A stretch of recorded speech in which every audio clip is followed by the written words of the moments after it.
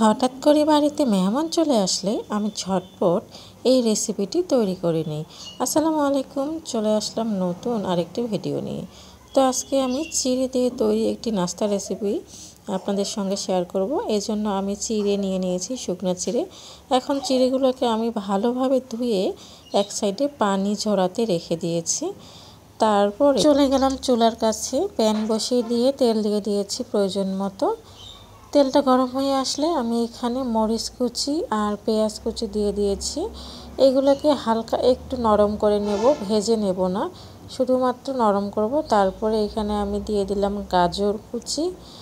এখন গাজর কুচিটাকেও আমি পেঁয়াজের সঙ্গে একটু হালকাভাবে ভেজে নেব। হালকাভাবে ভেজে নেওয়ার পরে আমি এখানে দিয়ে দিব স্বাদ মতো লবণ, একটুখানি হলুদ আর একটুখানি জিরের গুঁড়া। এখন সবগুলোকে দিয়ে আরও একটু মাখিয়ে নেব গাজরগুলোর সঙ্গে। মাখিয়ে নেওয়া হয়ে গেলে আমি এখানে একটা ডিম ভেঙে দিব। ডিমটা ভেঙে দেওয়ার পরে ডিমটাকেও সবগুলোর সঙ্গে মাখিয়ে মিক্স করে নেব।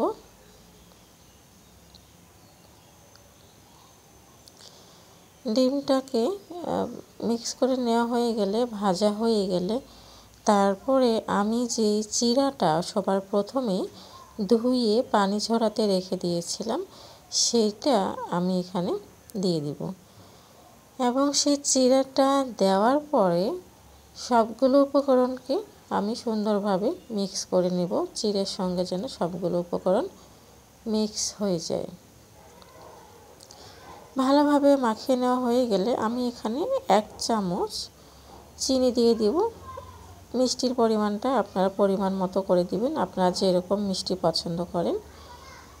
তো এখানে মিষ্টিটা অল্প হলেই ভালো লাগে, একটু স্বাদ বাড়াবে কিন্তু মিষ্টি লাগবে না, এরকম আমার কাছে ভালো লাগে।